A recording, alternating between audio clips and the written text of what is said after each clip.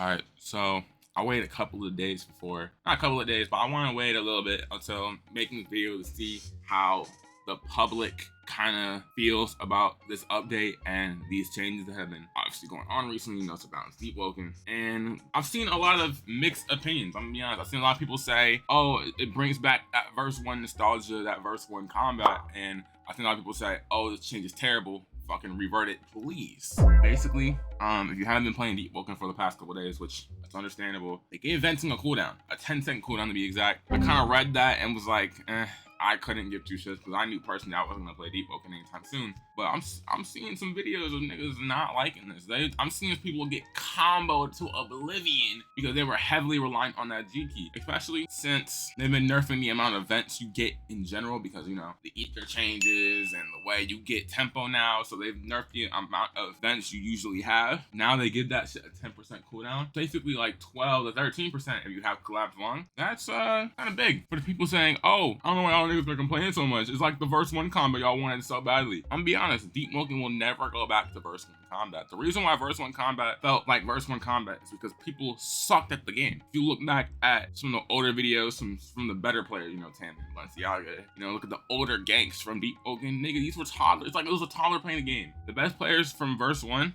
are like 800 elo today. Like, I'm talking like that. Like, the average PvE player could perform the way they were performing back then. One thing I would like to mention is that this change to vents makes predicting vents so much stronger than it already was. Because now if you predict a vent, they're fucked. Like, there's not really much they can do. They just have to wait and like hope they can parry out of that combo you're about to do. But for the most part, they're gonna probably lose a bar or two. And it's not even really hard to predict a vent. So now they gave it more of a reward. Plus, they already did the secret buff to venting where they have actual like stun on parry. Yeah.